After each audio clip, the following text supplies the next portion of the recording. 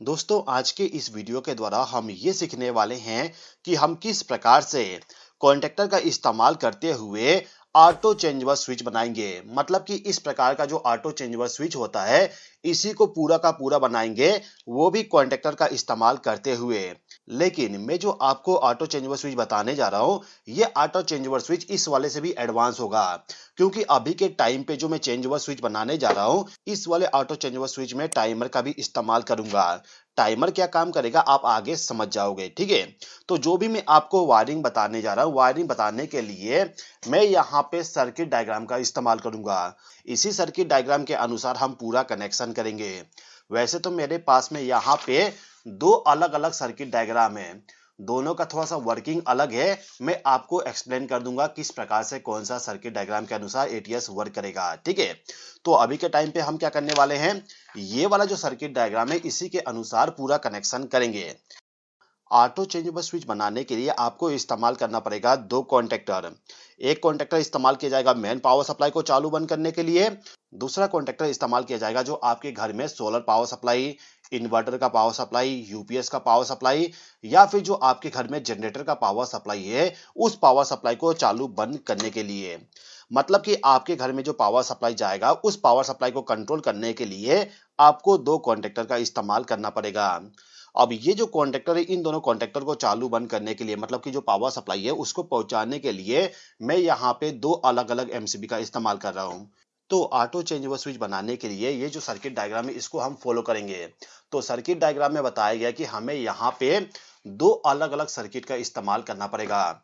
ये वाला जो सर्किट है ये सर्किट मेन पावर सप्लाई के लिए है, और ये वाला जो सर्किट है ये सर्किट यूपीएस, इन्वर्टर, जनरेटर या फिर सोलर पैनल जो होगा उसका सर्किट है, ठीक है। तो सबसे पहले हम क्या करते हैं, जो मेन पावर सप्लाई है उसका कनेक्शन कर देते हैं। तो इस सर्किट डायग्राम में बताया गया है कि जो आपका फेज सप्लाई है उस फेज सप्लाई को लेके जाके जो आपका K2 कॉन्टेक्टर का एनसी कॉन्टेक्ट है। K2 कॉन्टेक्टर का मतलब कि ये वाला जो आपका दूसरा वाला कॉन्टेक्टर है उस कॉन्टेक्टर का जो एनसी कॉन्टेक्ट है उसका इस्तेमाल करना है। तो सबसे पहले पावर सप्लाई जाएगा एनसी कॉन्टेक्ट में, फिर एनसी कॉन्टेक्ट से पावर सप्लाई जाएगा टाइमर के एनो कॉन्टेक्ट में। मैं यहाँ पे टाइमर भी इस्तेमाल कर रहा हूँ। टाइमर का काम ये होगा कि जो हमारा कॉन्टेक्टर है ये वाली मेन कॉन्टेक्टर, इस कॉन्टेक्टर को चालू करने के लिए थोड़ा सा टाइम डिले रख दे। टाइम डिले क्यों ऐड कर रहे हैं मैं आपको आगे एक्सप्लेन करूंगा। फिलहाल के टाइम पे केवल ये समझिए आपका जो टाइमर है इस टाइमर का जो एनो कॉन्टेक्ट है उसका इस्तेमाल करना है, और एनो कॉन्टेक्ट से पावर सप्लाई जाएगा कॉन्टेक्टर के A1 टर्मिनल पे। तो इतना कनेक्शन कर देते हैं। तो ये जो मेन पावर सप्लाई है इस पावर सप्लाई के फेस टर्मिनल पे मैं एक वायर को कनेक्ट कर देता हूँ।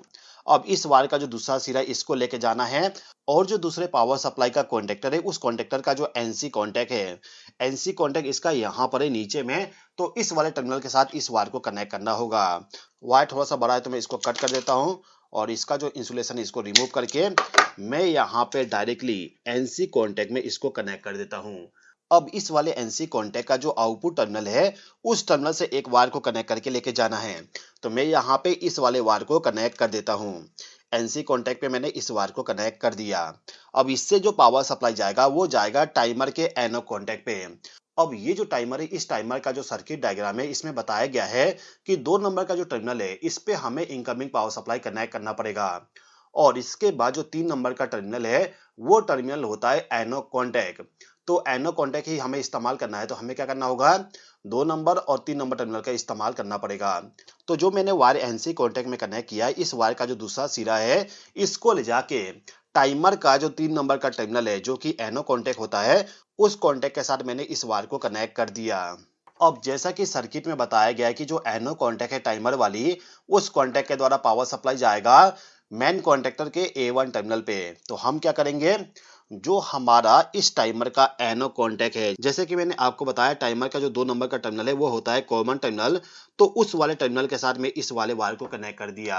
अब ये जो वायर है इस वायर का जो दूसरा सिरा है इसको लेके जाना है, और कॉन्टेक्टर का जो A1 टर्मिनल है उस टर्मिनल के साथ इसको कनेक्ट करना होगा। यहाँ पे A1 टर्मिनल है तो मैंने इसके साथ इसको कनेक्ट कर दिया। अब ये जो सर्किट डायग्राम है इस सर्किट डायग्राम के अनुसार कहा गया है कि जो फेज सप्लाई है इसी फेज सप्लाई के द्वारा एक वायर को लेके जाना है, और जो हम टाइमर इस्तेमाल करेंगे उस टाइमर को फेज सप्लाई प्रोवाइड करना है। मतलब कि ये वाला जो ऑन डिले टाइमर है, इस टाइमर को हमें फेज सप्लाई इसी वाले एमसीबी के द्वारा प्रोवाइड करना है। तो मैं एक वायर को ले जाके जो एमसीबी है, इस एमसीबी का जो फेस वाला टर्मिनल है, इस वाले टर्मिनल के साथ इसको कनेक्ट कर देता हूँ। अब इस वायर का जो दूसरा सिरा है, इसको लेके जाना है और इसको ले जाके टाइमर का जो A1 टर्मिनल है, उस टर्मिनल के साथ इसको कनेक्ट करना होगा। तो मैं यहाँ पे इसको कनेक्ट कर दिया। अब ये जो सर्किट डायग्राम है, इस सर्किट डायग्राम में बताया गया है कि जो हमारा कॉन्टेक्टर और जो टाइमर है, इन दोनों को न्यूट्रल पावर सप्लाई हमें डायरेक्टली प्रोवाइड करना है। तो इसके लिए मैं क्या करता हूँ कि जो एक वायर है, इस वायर को ले जाके जो एमसीबी है, इस एमसीबी का जो न्यूट्रल वाला टर्मिनल है, इसके साथ डायरेक्टली मैं कनेक्ट कर देता हूँ। और इस वायर का जो दूसरा सिरा है, इसको लाके इस वाले कॉन्टेक्टर को न्यूट्रल पावर सप्लाई प्रोवाइड कर देता हूँ। इस कॉन्टेक्टर का A2 टर्मिनल यहाँ पर भी है और यहाँ पर भी है। तो मैं अभी के टाइम पे इस वाले पॉइंट पे न्यूट्रल पावर सप्लाई कनेक्ट कर रहा हूँ। अब ये जो टाइमर है, इसको न्यूट्रल पावर सप्लाई प्रोवाइड करने के लिए मैं क्या करता हूँ कि जो इस कॉन्टेक्टर को न्यूट्रल पावर सप्लाई प्रोवाइड किया था, उसी के साथ में एक वायर को लूप कर देता हूँ। मतलब कि इस वाले टर्मिनल पे दो वायर को मैंने कनेक्ट कर दिया। अब ये जो वायर है, इस वायर को ले जाके जो टाइमर का A2 टर्मिनल है, इस टर्मिनल के साथ डायरेक्टली इसको कनेक्ट कर दूंगा इस प्रकार से। तो मेन पावर सप्लाई के द्वारा कॉन्टेक्टर को चालू बंद करने के लिए हमने कनेक्शन कर दिए। अब यदि मैं यहाँ पे एमसीबी को ऑन करूं, तो आप देखोगे यहाँ पे कॉन्टेक्टर ऑन हो चुका है। आप यहाँ पे देखिए, एमसीबी को यदि मैं ऑफ करूं तो कॉन्टेक्टर ऑफ हो गया और एमसीबी को चालू करने के बाद कॉन्टेक्टर ऑन हो जा रहा है। अब ये जो टाइमर है, इस टाइमर में थोड़ा सा टाइम को इंक्रीज कर देता हूँ, जिससे कि जो मेरा कॉन्टेक्टर है, ये कॉन्टेक्टर थोड़ी देर के बाद में चालू हो। तो इसके लिए मैं क्या करता हूँ, ये जो यहाँ पे टाइम वाली नॉब है, इसको रोटेट कर देता हूँ। मैं यहाँ पे सेट कर देता हूँ 3 सेकंड का टाइम। 3 सेकंड का टाइम सेट करने के बाद यदि मैं एमसीबी को ऑफ कर दूं और ऑफ करने के बाद यदि मैं दोबारा चालू करूं, तो 3 सेकंड के बाद में कॉन्टेक्टर चालू होगा। मतलब कि कॉन्टेक्टर को थोड़ी देर के बाद में चालू करने के लिए हम यहाँ पे टाइमर का इस्तेमाल कर रहे हैं। टाइमर का इस्तेमाल करने का रीजन एक और ये है कि यदि हमारा पावर सप्लाई बार बार चेंज ओवर करेगा, तो इस कंडीशन में हमारे घर का जो डिवाइस है वो खराब हो सकता है। तो मैंने यहाँ पे क्या किया कि जो टाइमर है, इस टाइमर के द्वारा मेन कॉन्टेक्टर को थोड़ी देर के बाद में चालू करने के लिए कनेक्शन मैंने पूरा कर दिया हूँ। अब ये जो एमसीबी है, इसको मैं ऑफ कर देता हूँ। इसको ऑफ करने के बाद ये जो जनरेटर वाली पावर सप्लाई है, इस पावर सप्लाई का कनेक्शन करना है। तो ये जो एमसीबी है, इस एमसीबी के साथ मैं एक वायर को कनेक्ट कर देता हूँ।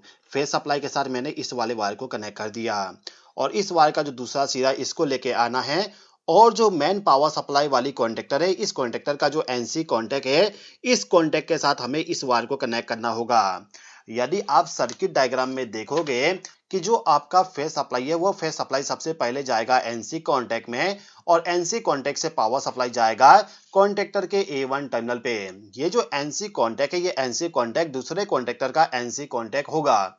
तो मैंने वही चीज किया हूं, यहाँ पर फेज सप्लाई को यहाँ से ले जाके इस वाले कॉन्टेक्टर के एनसी कॉन्टेक्ट पे कनेक्ट कर दिया। अब इस वाले कॉन्टेक्टर का जो आउटपुट वाली एनसी कॉन्टेक्ट है, उस वाले कॉन्टेक्ट के साथ में एक वायर को डायरेक्टली कनेक्ट कर देता हूँ।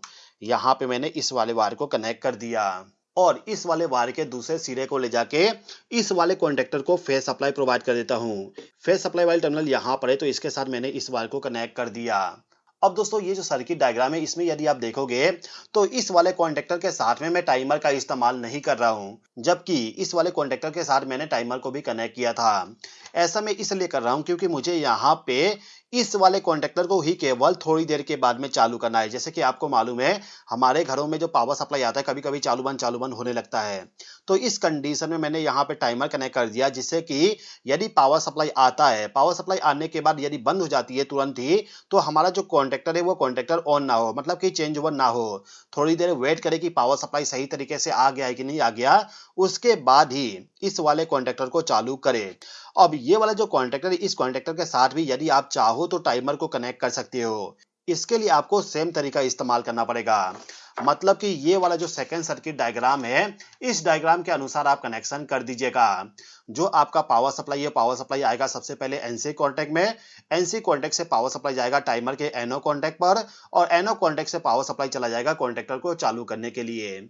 इसके अलावा यहाँ पे जो टाइमर है, इस टाइमर को फेज सप्लाई और न्यूट्रल सप्लाई डायरेक्टली दे दीजिए। जिस प्रकार से हमने इस वाले कॉन्टैक्टर का कनेक्शन किए, इसी प्रकार से इसका पूरा कनेक्शन किया जाएगा। फिलहाल के टाइम पे मैं यहाँ पे टाइमर इस्तेमाल नहीं कर रहा हूँ, तो सिंपली मुझे क्या करना पड़ेगा, एनसी कॉन्टैक्ट से पावर सप्लाई को ले जाके कॉन्टैक्टर को फेज सप्लाई प्रोवाइड करना है। तो मैंने उसी तरीके से यहाँ पे कनेक्शन कर दिया। अब ये जो कॉन्टैक्टर है, इस कॉन्टैक्टर को ऑपरेट करवाने के लिए न्यूट्रल पावर सप्लाई भी प्रोवाइड करना होगा। तो मैं यहाँ पे एक वायर को ले जाके इस वाले एमसीबी के न्यूट्रल वाले टर्मिनल पे कनेक्ट कर देता हूँ, और इससे जो न्यूट्रल पावर सप्लाई हमें मिलेगा, इसको ले जाके इस कॉन्टैक्टर के A2 टर्मिनल पे कनेक्ट करना होगा। A2 टर्मिनल यहाँ पर है, तो मैंने इसके साथ कनेक्ट कर दिया। तो ये वाला जो सिंपल सा एटीएस है, इसी एटीएस के जैसे ही मैंने अपना खुद का कॉन्टैक्टर का इस्तेमाल करते हुए एटीएस बना दिया। लेकिन मेरा जो एटीएस है, ये एटीएस इस वाले एटीएस से थोड़ा सा एडवांस है, क्योंकि मैं यहाँ पे एक अलग से टाइमर का इस्तेमाल किया हूँ। टाइमर से बेनिफिट क्या होगा, मैंने आपको एक्सप्लेन कर दिया हूँ। ठीक है दोस्तों, आप कमेंट करके मुझे ये बताइए कि ये वाला एटीएस बेटर है या फिर जो मैंने आपको कनेक्शन बताया, ये वाला एटीएस बेटर है। देखते हैं कितने लोग कौन सा कमेंट कर रहे हैं। तो ये वाला जो सर्किट डायग्राम है, इसी सर्किट डायग्राम के अनुसार मैंने पूरा कनेक्शन कर दिया, और कनेक्शन करने के साथ साथ मैंने यहाँ पे 2 लैंप का कनेक्शन कॉन्टैक्टर के साथ कर दिया, जिससे कि आपको ये पता चल सके कि जो कॉन्टैक्टर है, ये कॉन्टैक्टर चालू हो रहा है कि नहीं हो रहा है। तो टेस्टिंग करने के लिए मैं क्या करता हूँ कि जो मेरा सेकेंड पावर सोर्स वाली एमसीबी है, इसको ऑन कर देता हूँ। इसको ऑन करते ही आप देखोगे मेरा जो कॉन्टैक्टर है, ये कॉन्टैक्टर ऑन हो गया। कॉन्टैक्टर के ऑन कंडीशन को शो करने के लिए मैंने यहाँ पे लैंप का कनेक्शन किया हूँ, तो आप देख सकते हो लैंप अभी ग्लो हो रहा है। ठीक है, अब यदि मैं यहाँ पे मेन पावर सप्लाई को ऑन कर दूं, तो आप देखोगे अभी के टाइम पे मेरा कॉन्टैक्टर ऑन नहीं है, लेकिन टाइमर में जो टाइम सेट करेंगे, उस टाइम के बाद में इस टाइमर के द्वारा इस कॉन्टैक्टर को चालू नहीं किया गया है। एक प्रॉब्लम आ गया। देखिए दोस्तों, जो मेरा सर्किट डायग्राम है, इस सर्किट डायग्राम में मैंने यहाँ पे दोनों कॉन्टैक्टर में इंटरलॉकिंग का इस्तेमाल कर लिया हूँ। अब यदि मेरा ये वाला कॉन्टैक्टर चालू रहेगा, तो इस कंडीशन में ये वाला जो एनसी कॉन्टैक्ट है, इसको ओपन कर देगा, और इसको ओपन करने के बाद पावर सप्लाई तो आगे जाएगा ही नहीं। यदि हमारा मेन पावर सप्लाई आ जाता है, तो इस कंडीशन में भी चेंज ओवर नहीं हो पाएगा। मतलब कि ऑटोमेटिक चेंज ओवर नहीं होगा, हमें यहाँ पे मैनुअली चेंज ओवर करना पड़ेगा। जैसे कि एमसीबी को यदि मैं बंद कर दूं, तो बंद करने के बाद आप देखोगे ये वाला कॉन्टैक्टर चालू हो चुका है। अब यदि मैं इसको दोबारा ऑन करूं, तो ये वाला चालू नहीं होगा जब तक कि ये वाला पावर सप्लाई फेल ना हो। इसको फेल करता हूं, आप देखोगे यहाँ पे चेंज ओवर हो गया। अब यदि मैं दोबारा से इसको ऑन करूं, तो आप देखोगे यहाँ पे चेंज ओवर नहीं होगा। इसके पीछे का रीजन ये है कि जो मेरा यहाँ पे ये वाला इंटरलॉकिंग है, ये इंटरलॉकिंग पावर सप्लाई को कट कर दे रहा है। तो जो मेरा मेन पावर सप्लाई वाली कॉन्टैक्टर है, इस कॉन्टैक्टर के सर्किट में इंटरलॉकिंग इस्तेमाल नहीं करना पड़ेगा। तो मैं क्या करता हूँ कि जो मेरा पावर सप्लाई है, इसको ऑफ करता हूँ, और ऑफ करने के बाद मैंने जो यहाँ पे इंटरलॉकिंग इस्तेमाल किया हूँ, इस इंटरलॉकिंग को बाईपास करता हूँ। जैसे कि मेरा जो एमसीबी है, इस एमसीबी से फेज सप्लाई डायरेक्टली गया है इस वाले कॉन्टैक्टर के एनसी कॉन्टैक्ट में। तो मैं यहाँ से वायर को रिमूव कर देता हूँ, और इस वाले वायर को ले जाके मुझे डायरेक्टली इस वाले टाइमर के एनो कॉन्टैक्ट पे कनेक्ट करना होगा। यहाँ से जो पावर सप्लाई गया है, ये पावर सप्लाई इस पॉइंट से नहीं जाएगा, इसको मुझे रिमूव करना पड़ेगा। तो इस वायर को मैंने रिमूव कर दिया, और रिमूव करने के बाद ये वाला जो वायर है, इस वायर को मैं लेके जाता हूँ, और टाइमर का जो एनो कॉन्टैक्ट है, इस कॉन्टैक्ट के साथ इसको कनेक्ट कर देता हूँ। इस वाले पॉइंट पे मुझे कनेक्ट करना पड़ेगा। सॉरी दोस्तों, मैंने जब इस सर्किट डायग्राम को बनाया, तो थोड़ा सा मैंने इसको अच्छे तरीके से देखा नहीं था कि ये वाला इंटरलॉकिंग यहाँ पे करेगा। तो मैंने इसी के अकॉर्डिंग पूरा आपको एक्सप्लेनेशन कर दिया। अभी के टाइम पे जो सर्किट डायग्राम है, इसको मैंने थोड़ा सा मॉडिफाई कर दिया। मॉडिफाई वाली सर्किट डायग्राम आप स्क्रीन पे देख सकते हो। ये जो डायग्राम है, इसी डायग्राम के अनुसार आपको पूरा कनेक्शन करना होगा। तो मैंने यहाँ पे कनेक्शन को चेंज कर दिया। कनेक्शन को चेंज करने के बाद यदि मैं एमसीबी को ऑन करूं, तो आप देखोगे मेरा जो यहाँ पे टाइमर है, इसमें पावर सप्लाई चला गया, और टाइमर में जो भी हम टाइम सेट करेंगे, उतना टाइम के बाद कॉन्टैक्टर हमारा ऑन हो जाएगा। अब यहाँ पे यदि मैं इस वाले एमसीबी को ऑन कर दूं, तो आप देखोगे ये वाला कॉन्टैक्टर ऑन नहीं हो रहा है। लेकिन जैसे ही हमारा मेन पावर सप्लाई फेल हो जाता है, तो इस कंडीशन में दूसरा कॉन्टैक्टर ऑटोमेटिकली चालू हो जाएगा। अब मान लीजिए कि अभी के टाइम पे आपके घर में पावर सप्लाई इस वाले पावर सप्लाई के द्वारा जा रहा है, मतलब कि जनरेटर का पावर सप्लाई आपके घर में जा रहा है। अब यदि आपका जो मेन पावर सप्लाई है, मेन पावर सप्लाई आ जाता है तो तुरंत ही आपका कॉन्टैक्टर चालू नहीं होगा, थोड़ी देर के बाद में चालू हो जाएगा ऑटोमेटिकली। थोड़ी देर के बाद में चालू इसलिए हो रहा है क्योंकि हम यहाँ पे टाइमर का इस्तेमाल कर रहे हैं। कितना देर के बाद में आपको इस कॉन्टैक्टर को चालू करना है उसका आप टाइम सेट कर सकते हो। वैसे हम नॉर्मली 5 सेकंड का टाइम सेट करते हैं मेन कॉन्टैक्टर को चालू करने के लिए। आप चाहें तो 1 मिनट का 2 मिनट का टाइम डिले रख सकते हो। ठीक है दोस्तों, तो किस प्रकार से हम कॉन्टैक्टर का इस्तेमाल करके ऑटो चेंज ओवर स्विच बनाएंगे, इसका वायरिंग मैंने आपको पूरा एक्सप्लेन कर दिया।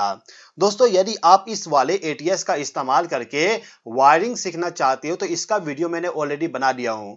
इस वाले एटीएस का यदि आप वीडियो देखना चाहते हो तो ये जो राइट वाली वीडियो है, इस वाले वीडियो पे क्लिक करके इस एटीएस का पूरा वायरिंग को सीख लीजिए। दोस्तों मैं उम्मीद करता हूं कि आपको ये वीडियो पसंद आया होगा। वीडियो पसंद आया तो लाइक कर दीजिएगा। इस वीडियो को देखने के लिए धन्यवाद।